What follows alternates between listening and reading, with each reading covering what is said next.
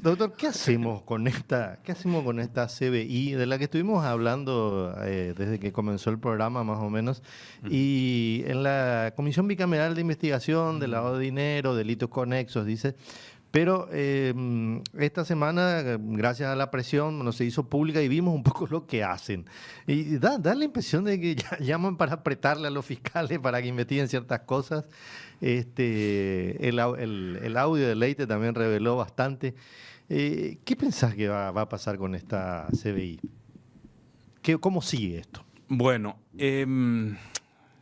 yo me puse en contacto con este tema, digamos, de manera impensada, más allá de que uno vive pendiente de los asuntos públicos, pero digamos que estaban en otros menesteres hasta que recibo un pedido de la Comisión de Asuntos Constitucionales de la Cámara de Diputados para una audiencia pública a la que pude ir ya al finalizar. Bueno, y, di mi opinión sobre el entonces proyecto de ley. Y luego me solicitan un dictamen por escrito, esa misma comisión, sobre este proyecto de ley. Y luego me invitan a una reunión que se hizo en esa comisión. Pero, doctor, perdón, ¿te Sí, estás refiriendo al proyecto de ley de original. control Sí, de la sí, claro. CBI? Original. Ajá. El proyecto de ley original. Entonces, cuando me solicitan ese dictamen, obviamente me tengo que sumergir de manera un poco más, digamos que seria y con más tiempo y con más y analizar con mayor detalle ese proyecto. He hecho un dictamen que anduvo circulando por distintos ámbitos. Uno de los dictámenes que anduvo, porque hubo varias opiniones jurídicas al respecto. Y cuando yo me sumerjo en ese proyecto de ley y lo analizo, si bien realmente empecé a mirar en detalle, no hizo falta leer mucho de ese proyecto. Uno mira mira el objeto de la ley, los primeros 3 artículos y encuentra inconsistencias, tremendas contradicciones, pésima técnica legislativa y severos problemas constitucionales.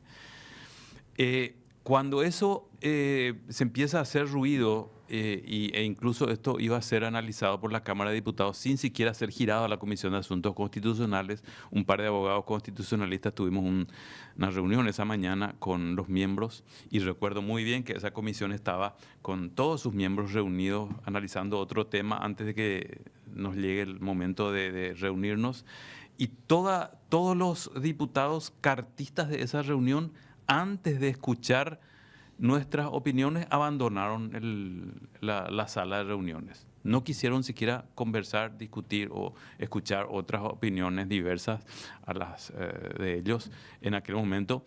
Entonces nos reunimos con aquellos que sí no querían escuchar, con el presidente Roberto González, con Mauricio Espínola, y no estoy recordando quién más estaba en esa ocasión. Bueno, ¿qué es lo que pasó ahí? Que por fuerza y a raíz de un poco del ruido que se hizo y sobre todo de que un hecho muy llamativo es que no apareció un solo abogado más o menos decente, en realidad ningún abogado del foro o del mundo académico que haya defendido el proyecto. Independientemente de quienes lo criticamos, no apareció un solo abogado o un solo gremio como el Colegio de Abogados o algún estudio jurídico importante que haya defendido el proyecto. Pues realmente era indefendible, ¿sí? Indefendible por varias razones. Entonces eso se tranca ahí.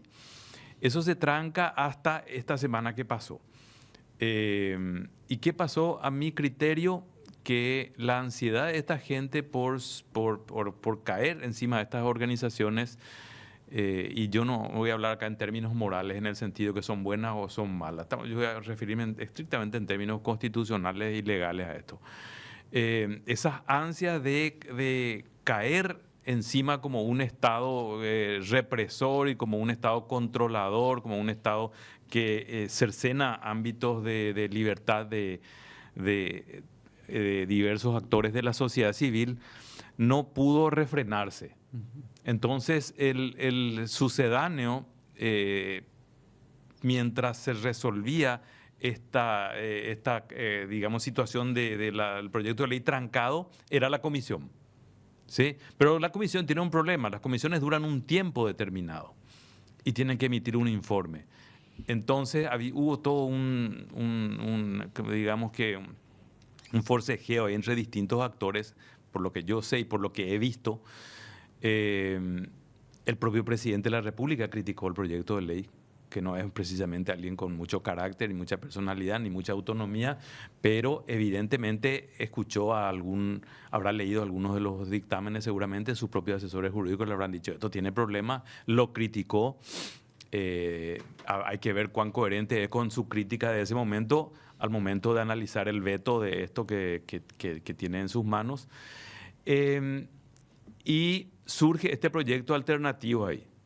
Pero mientras tanto, esta gente no podía refrenar sus ansias de castigar. Esto es castigo, ¿sí? Esta es una lógica de castigar las voces disidentes que se expresa de distintas maneras. Expulsión de Katia González,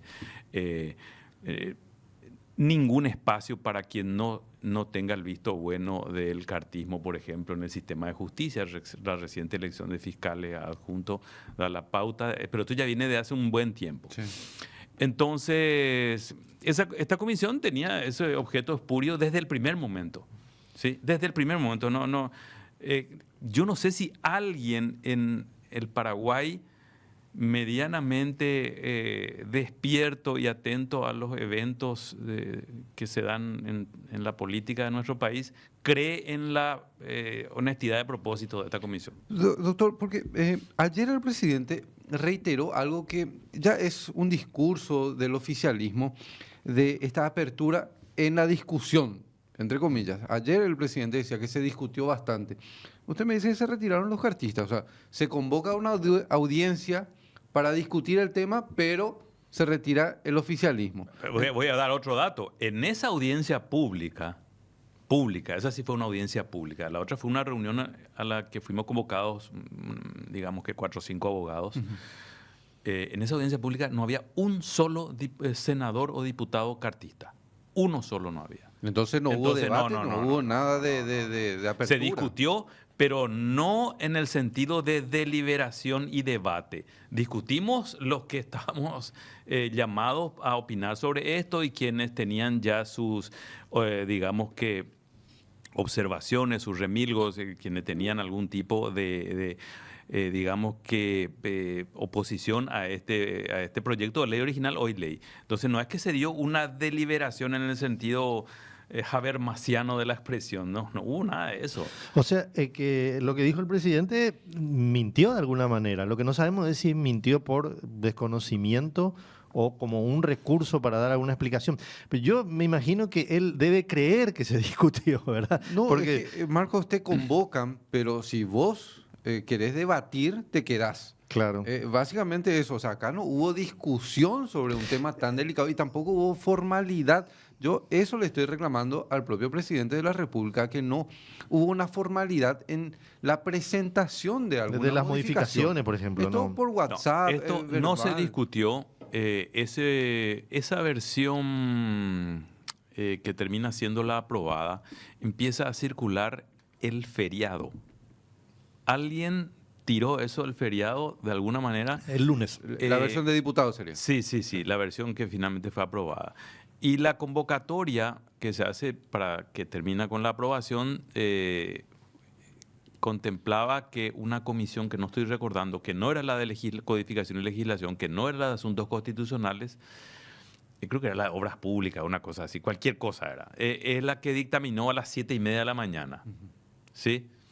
Y sobre la base de ese dictamen, que no era pertinente a mi criterio, no eran las comisiones que debían ser las que normalmente entran a tallar cuando se discute un proyecto de ley de estas características, sobre todo. Bueno, y eso a tambor batiente nuevamente. Doctor, hay una cosa que me llamó la atención, que lo que nos dijo el diputado Raúl Benítez me hizo pensar en otra cosa. Se dice que los gobiernos muchas veces, lo que tienen poder en algún momento, eligen un enemigo, ¿verdad? Tienen que confrontar, o sea, crear un enemigo. El ejemplo clásico es el nazismo, ¿verdad? Que eligió como enemigo a los judíos. Por ejemplo, eran el mal que había que combatir, que exterminar. Y este gobierno, nos dijo Raúl Benítez, no tiene nadie casi con quien confrontar, porque la oposición está muy disminuida, el Congreso lo tienen totalmente copado, el Poder Judicial también. Y yo pensaba, en este momento, por ejemplo, ellos no pueden poner como enemigo a la izquierda, que en el anterior periodo sí estaba como enemigo. Tampoco existe más el EPP, ¿verdad? Y tampoco hay ningún conflicto con el extranjero, como para decir tenemos un enemigo afuera que nos aprieta. Y esto de elegir... No tenemos problemas de inmigrantes en nuestro país, por para ejemplo. culpar como hace Donald Trump, por ejemplo. Sí, al contrario, nosotros siempre estamos mandando gente afuera, más bien, de nuestro propio país, de nuestros propios compatriotas, ¿verdad? Esto de elegir a las ONG como el enemigo a combatir, es un poco raro, ¿verdad? Suena un poco insólito. ¿Cómo lo ves? No tanto, por varias razones. En primer lugar, es importante volver un poco atrás y ver que este gobierno, ya estando en campaña, se había embarcado en una discusión que carece de la entidad como para ser tal, que es la defensa de los valores tradicionales, de la familia, etcétera. Todo un, digamos, un discurso que lo que buscaba, a mi criterio, era no discutir los temas importantes en nuestro país. ¿Sí? El modelo económico, la desigualdad, la degradación de nuestras instituciones, la corrupción policial, La falta de la trabajo. falta de trabajo, Sí. todos esos problemas que el sistema de transporte público que ha colapsado en nuestro país, los problemas ambientales que tenemos. Esos son los temas que deberían importar. Entonces, bueno, se embarcan en una discusión sobre temas etéreos porque suena bien. ¿Quién no está a favor de la defensa de la familia? Cuando se habla de valores, la palabra valor de por sí está cargada de valor. No se sabe de qué se habla, pero Nuestros los valores. valores, Sí. nuestros valores, hablar de la idiosincrasia nuestra, etcétera, a cualquiera le suena bien, digamos, aunque no sepa de qué se esté hablando. Entonces, esa era una técnica y una estrategia electoral para evitar discutir los temas importantes. Y a partir de ahí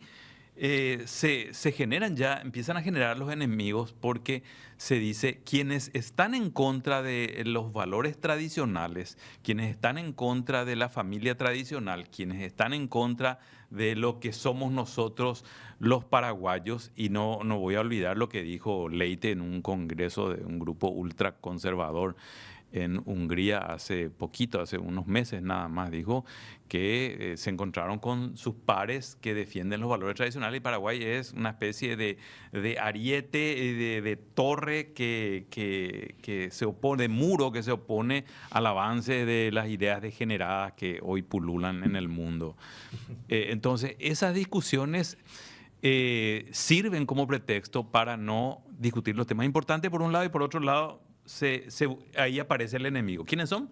Las ONGs o ciertos grupos dentro de la sociedad, los grupos que defienden los derechos de la comunidad LGTBI, etcétera, etcétera, etcétera. Y a partir de ahí ya, bueno, se amplía también a otros actores. Doctor, te hago una pregunta directa. Sí. ¿Crees que esta comisión es para acallar voces disidentes, como en el caso de ABC Color? Directamente te pregunto, porque estamos nosotros teniendo esa tesitura. La postura nuestra, por lo menos, es que se creó para perseguir a ABC Color y a medios que no comulgan con el Ejecutivo, con el oficialismo, con el cartismo. Pero pongo la firma. Donde me digan firmo. Es que es así. Convocar a periodistas, atacar a quienes opinan diferente, buscar... en la jerga del derecho penal, cuando se habla de ciertas investigaciones penales, se habla de ir de pesca, ¿sí? Cosa que nuestro Código Procesal prohíbe. Voy a explicarme. Si yo hago un allanamiento, pensemos en el caso Lalo Gómez, que es un caso concreto, el Código Procesal Penal dice que yo tengo que decir qué exactamente busco en ese lugar que voy a allanar, qué documento, qué objeto, lo que fuere. Hay que identificar perfectamente. De la misma manera, cuando yo estoy investigando un hecho, tengo que basarme en alguna denuncia, alguna sospecha de la existencia de un hecho concreto. ¿Sí? No puedo estar entrando a tu casa a ver si vos no tenés droga, por si tenés droga. ¿Sí? No puedo estar entrando a tu casa a ver si vos tenés algún recibo que debió ser factura, lo que fuere. Entonces, lo que están haciendo es ir de pesca en ese sentido, a ver a quién le encuentran algo para acallar esas voces. ¿Y eso con qué se conecta? Se conecta con que el cartismo y sus representantes más, porque hay algún sector que por ahí tiene algún matiz en ese sentido, pero el cartismo básicamente es un sector antidemocrático, en esencia. Si fuera por ello, clausurarían medios. Si pudieran, lo harían. ¿Sí? Si fueran por ello, meterían presos a los opositores. Si fuera por ello, si no existieran ciertos límites que crea, digamos, este entorno semidemocrático en el que vivimos, ellos expulsarían a todos los senadores y diputados que les están poniendo cara. Ahora, doctor, sí. Hay que mencionar también que el modelo cartista, y esto lo venimos diciendo siempre, acomoda leyes, se vale de esa mayoría para sacar nuevas leyes. Entonces, lo que le pregunto, ¿están buscando herramientas legales para perseguir, para acallar? Totalmente. Incluso cuando un régimen tiene poder omnímodo, pienso en el estronismo, ¿sí? Necesita de un marco legal que le permita decir esto estamos haciendo con la ley en la mano, aunque en realidad la ley se convierta en garrote. Entonces, acomodar ese régimen jurídico a sus deseos de controlar todas las instancias del Estado, por ejemplo. ¿Sí? Hoy no se exige afiliación para ser fiscal, pero hay que ser cartista. Hay que tener el visto bueno del cartismo para ser fiscal, hay que tener el visto bueno del cartismo para ser juez, hay que tener el visto bueno del cartismo para entrar a la Corte. Si llega a haber un cambio en la Corte Suprema de Justicia, no van a respetar esos pactos anteriores en donde de alguna manera había cuotas para los distintos sectores y van a meter directamente a uno del palo, uno de ellos, ¿sí? Sin importar si sabe leer o escribir, con el agravante de que el cartismo no es un sector político que se caracterice por la intelectualidad. O sea, ese es otro tema también. Puede que llegue un analfabeto a la Corte Suprema de Justicia tranquilamente. Sí, con el visto bueno de Horacio Cartes. Pero, sí, doctor, como de hecho vimos con Rivas en el jurado de enjuiciamiento, ¿verdad? Claro, pero es gravísimo lo que está diciendo, doctor, y en ese contexto todos tenemos que preocuparnos, porque nuestra democracia puntualmente está ahí tambaleante. No quiero dramatizar, pero hoy día los paraguayos que no estamos avenidos a tolerar este tipo de situaciones y que pensamos diferente y queremos un país diferente al que se está construyendo, porque esto se está construyendo, es un proceso. ¿Sí? Estamos entre el yunque y el martillo, así directamente. Y ahí están los medios de comunicación independientes, a su vez los periodistas independientes, ¿sí? Son cosas diferentes. Están las organizaciones de la sociedad civil, están los sindicatos que hace rato vienen siendo aplastados ya desde el gobierno de Horacio Cartes. Eso es una realidad. Ayer justamente participé de un evento donde se habló del tema laboral. Las organizaciones campesinas, a las que ya nadie escucha ni se habla del tema, las comunidades que de alguna manera están intentando resistir al avance de los grandes plantadores de soja. Y mientras tanto están pasando cosas que no podemos discutir porque estamos ocupados en la Comisión Bicameral de Investigación.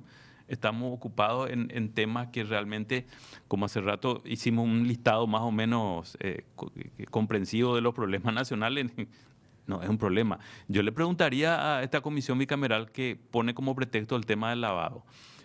¿Le preocupa dónde se lava el dinero sucio de la corrupción policial? Porque hay un par de lugares donde se lava ese dinero. ¿Sí?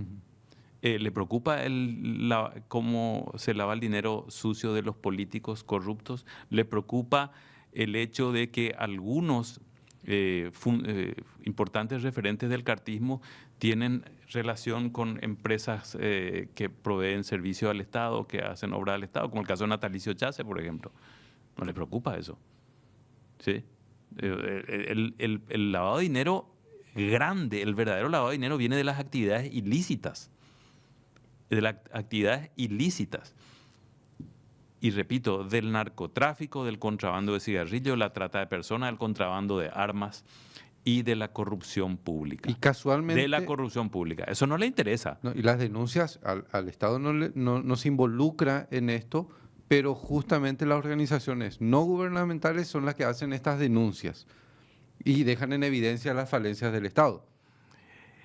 Es demasiado claro para mí y creo que para todo paraguayo más o menos bien pensante y atento a los eventos que se dan en nuestro país, de que esto no tiene un fin legítimo, que esto evidentemente tiene un fin persecutorio. ¿Y para qué yo voy a extenderme y gastar más saliva si el propio Gustavo Leite lo dijo? El propio Gustavo Leite lo dijo, ¿sí? Vamos a escracharle a esta persona, vamos a atacar su credibilidad, vamos a atacar su prestigio, vamos a filtrar documentos para que queden mal parados. Eso lo dijo el propio Gustavo Leite, que yo me estoy acá desgañitando. Y, ¿no? igual, y dijo también, igual estas sanciones que nosotros establecemos acá en la ley las van a parar con inconstitucionalidades. O sea, admitió también que es inconstitucional lo que están haciendo.